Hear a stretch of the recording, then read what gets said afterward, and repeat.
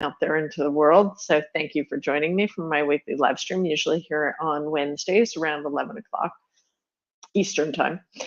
So today I want to talk, I'm continuing with my series on functional asanas. And today I want to talk about lunges, because lunges are one of those poses that is a mixed bag. How is it functional, right? Why would you want to do a lunge? So the simple answer is that many of us spend a lot of our days like this.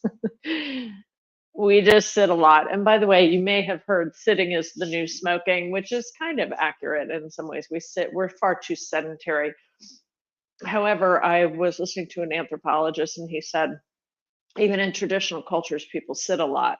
It's not that sitting is not part of human existence. We've always sat a lot.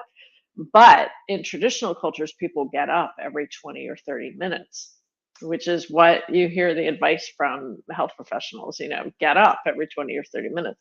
Nevertheless, because we put our body in this shape a lot, it tends to shorten the hip flexors, right? It shortens these muscles. And then you try and stand up straight against those muscles, and a lot of people end up with low back issues because of they haven't accessed enough, or they haven't created enough mobility in the flexors, which includes the psoas, the iliopsoas, right, iliacus and the psoas, the muscles that lift your leg up. So today I'm going to talk about a little bit how you could find a functional version of a lunge. Let me just tell you a little story. I remember going to one of my very first vinyasa classes. It was 1995. I was in New Jersey. Had a really interesting, great teacher. She taught in Jivamukti yoga. So I don't know if you've ever heard of Jivamukti yoga. It's like one of the vinyasa styles, and it was quite intense. So vinyasa, coming from Ashtanga, especially in the 90s, was still a very, very intense kind of flowy experience. So I remember going to this class, and I've just got like my regular body. I'm not I'm not genetically mobile. Mobility, and a lot of people don't know this, but mobility is genetic and use dependent. It's both, right? So if you were born without arms and you had to use your feet all the time, like putting your foot up to your mouth would be, pretty easy for many people. Or if you're born because your mother was an acrobat, and then putting your foot up to your mouth is easy for you too. So mobility is both genetic and use dependent. I played a lot of tennis as a child. I was very athletic. I ran a lot. And so I was more on the side of stability, not mobility, right? Anyway, I go to this yoga class. It's like, I love yoga. I'd been doing yoga for a long time. I hadn't experienced vinyasa yet. I was like kind of hearing about this trend. I thought I should go check it out.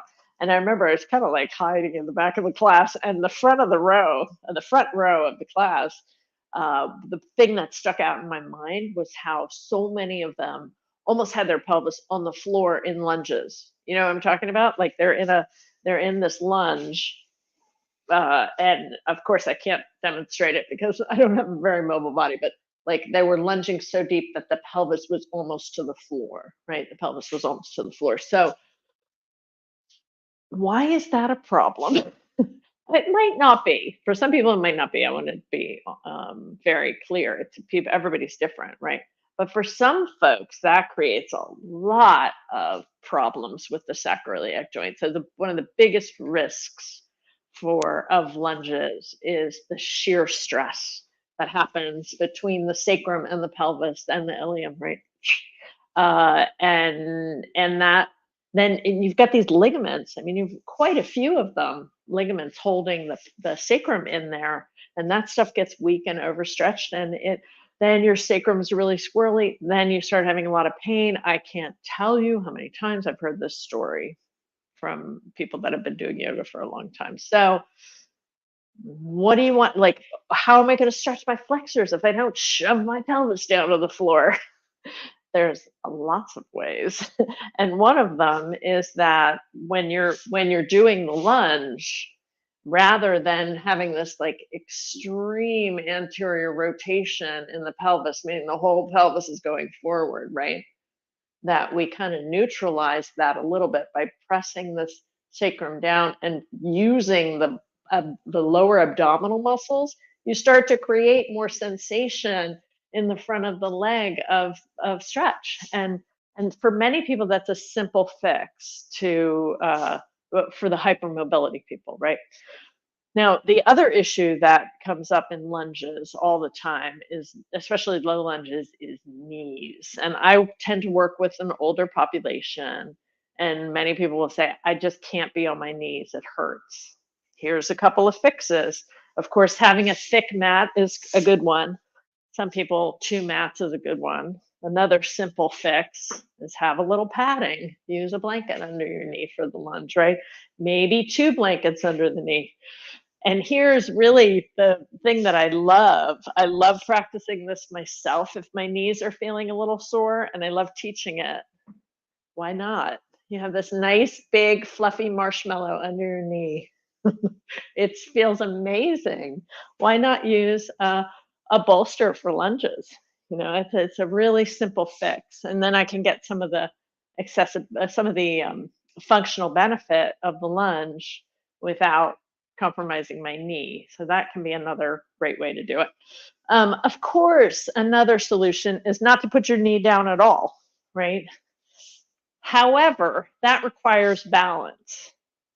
And some of the people I work with, it's just not easy to do a high lunge, which, by the way, I want to be clear, high lunges, you don't have to have a straight back leg in a high lunge. I can't tell you how many times I went to classes, especially in the 90s and the early 2000s, which were like, straighten that back leg.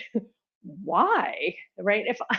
If I'm getting sensation in what I'm trying to function, the functional purpose, which is trying to have some more mobilization in these flexors, right? So if I'm getting sensation there from my lunge, why should I straighten my leg? When you straighten that leg, oftentimes you're just creating a lot of compression in the thoracolumbar fascia. It might not be the best thing. So where are you what do you need? So having that straight leg may or may not be that useful. And when I bend my knee, guess what? Now I have more agency over how much sensation I'm getting in the front of the back leg. So that's possible. That's one possibility. Now, the other thing for some people, there's balance is an issue. So use your chair, right? That's a possibility, or the wall, another possibility. You can also do a lunge with both hands on the wall. I don't know if you can see me, but both hands on the wall, one leg back, right? That's another way to make it more accessible, more, to adapt it. So, and a lot of people will ask me, a lot of yoga teachers ask me, well, my students don't want to use props, and they feel like using props is a way that it means that you're, kind of a wimp or whatever. So you normalize it. You get everybody to do the same thing, because even somebody who has great balance might find something different when they have their hands on the wall. It might just be like a different experience. And if there are these, 108,000 yoga poses, I think or it might be 1.8 million. I can never remember. Like you hear those numbers getting bandied about, that there are these thousands and thousands of yoga poses. Well, I don't think that there's thousands of different ways of different like official poses.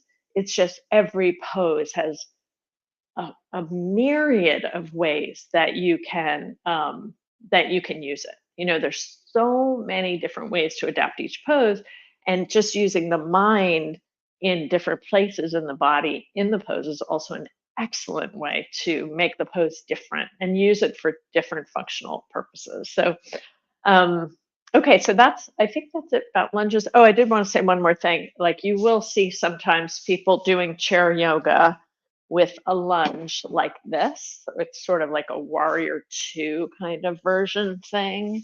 You'll see people do that sort of stuff. I'm not a huge fan of this for most of the people I work with. I think that kind of asana was developed.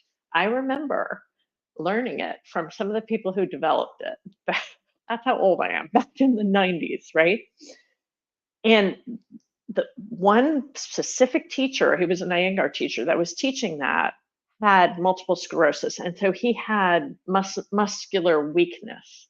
And then he would use those kind of poses because he had been doing a strong Iyengar practice for decades, and then got multiple sclerosis. He was an older fellow, an older gentleman, and he would do things like that because that helped to support his muscular weakness. The issue with translating something like that to an older population is you not only have that sarcopenia, muscle loss, muscle weakness stuff, you also have the joint stiffness and the lack of mobility. So now I'm might be taking care of the muscle weakness, but I'm not. I'm in many ways it's going to be very problematic for the joint stiffness. So that's not one of my favorite things to do. And I wish we would kind of let go of trying to make poses look like they should be on the cover of a magazine, but just use props to do that. That it's not functional, right? So what's the functional version of a warrior two, which isn't exactly a lunge. I wasn't necessarily going into that today, but a functional version of a warrior two is just don't take your feet as far apart. You can have a shorter stance and do a warrior two, and you're getting a lot of strength and stability, and it's going to be a lot simpler for folks who have some joint, the joint stiffness. Um, I really want to talk about pigeon, but for these videos, I try and keep it a little shorter. So I'll try and plan that for either next week or the week after. Next week, I'm going on vacation, so I probably won't do a live stream. I hope this is helpful for you. Please leave a comment because I love to hear from you. And I love to hear what else you want me to talk about in these videos. I also want to let you know that October 22nd and November 4th, I will be teaching a 12-hour workshop. So 6 hours on the 22nd, 6 hours on well, it's actually like 5 hours each. And then we have a special question and answer session too. The workshop is called Sequencing for the Nervous System, as opposed to the hamstring, not for the hamstring. So the sequencing is really, really important if you want to help people work with the mind, with emotions, with developing more agency over emotional states, with the nervous system, and to increase neuroplasticity. It's quite different than the two common kinds of sequencing that you see out there. One sequencing you see out there is about making the sequence very flowy so that things flow from one to the other nicely. You see that kind of sequencing a lot. The other kind of sequencing you see out there is biomechanical sequencing, so that you are building up to like a peak pose, or you're trying to stretch the hamstrings or something like that, right?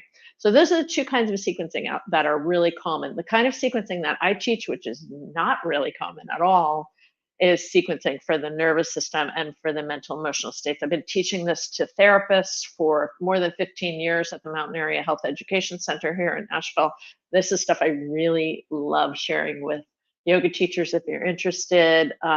Just check out, let's see, where could you find it? On my Facebook page or on my Instagram page, I will have a link for the wait list there at some point. If it's not today, like at some point in the near future. And then we'll have the whole workshop worked out for you within a week or two, so you can see everything about it. And I hope you will save the date, October 22nd and November 4th, to join me. It'll be online, but live. Lots of time for questions and stuff. Thank you so much for being here, and I'll see you soon. Take care.